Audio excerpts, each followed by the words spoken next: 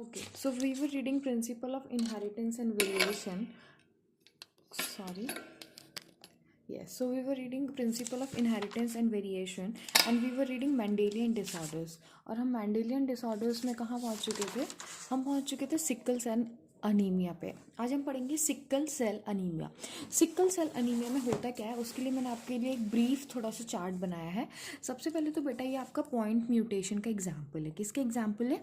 Point mutation का example है. मतलब एक सिंगल बेस पेयर में आपका चेंज हो जाता है जिसकी वजह से आपकी ये पूरी डिसीज़ होती है.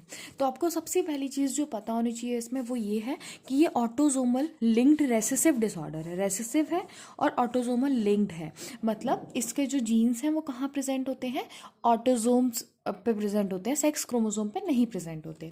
कंट्रोलिंग जीन कौन सा है इसका? HBA है और HBS है. तो बेटा देखो 3 कॉम्बिनेशन पॉसिबल है. HBA साथ में हो सकता है, लाइक मदर से भी HBA आए और फादर से भी HBA आए.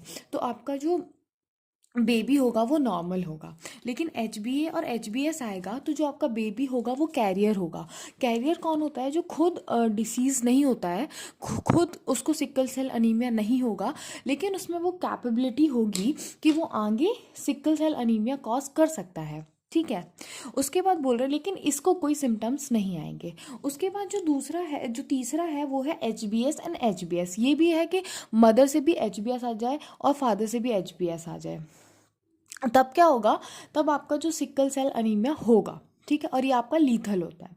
उसके बाद होता क्या है सिकल सेल अनीमिया में वो हम एक बार ब्रीफ में देख लेते हैं, एक चार्ट के फॉर्म में देख लेते हैं, फिर वील रीड NCERT ऑल्सो. तो सिंगल बेस सब्सटीट्यूशन हो जाता है. ठीक है. एक बेस पेयर में चेंज आ जाता है. कौन सा है वो बेस पेयर?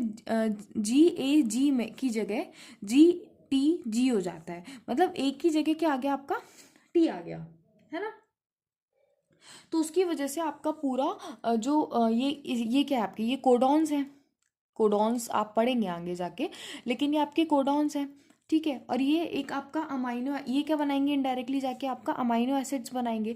अमाइनो एसिड्स की चेन से क्या बनेगा? आपका प्रोटीन बनेगा. इनडायरेक्टली तो हम प्रोटीन्स ही बना रहे हैं. तो जो आपका प्रोटीन चेन में जो 6th अमाइनो एसिड होता है वो आपका ग्लूटामीन होना चाहिए. लेकिन यदि आपको सिकल सेल अनीमिया है तो ग्लूटामीन की जगह आपका वैलीन आ जाता है. ठीक है. यदि आपका पेशेंट सिकल सेल अनीमिया वाला है तो ग्लूटामीन की जगह वैलीन आ जाएगा. ठीक है. तो इससे क्या होगा? जो RBC आपके वो बाइकॉनकेव हो जाते हैं. RBC का शेप कैसा हो जाएगा? आपका बाइकॉनकेव हो जाएगा. और जो RBC आपके बाइकॉनकेव होते हैं वो कैसे हो जाएंगे? सिक्कल लाइक हो जाएंगे. ठीक है. सिक्कल मतलब आपने घर में जो हंसिया होता है वो देखा होगा, तो वैसा ही कुछ शेप हो जाता है. और जो आपकी O2 कैरिंग, जो आपका ऑक्सीजन कैरिंग कैपेसिटी है हीमोग्लोबिन का रोल क्या होता है? आपका ऑक्सीजन कैरी करता है. तो जो ऑक्सीजन कैरिंग कैपेसिटी है हीमोग्लोबिन की वो कम हो जाती है. ठीक है. एक बार NCERT में देख लेते हैं.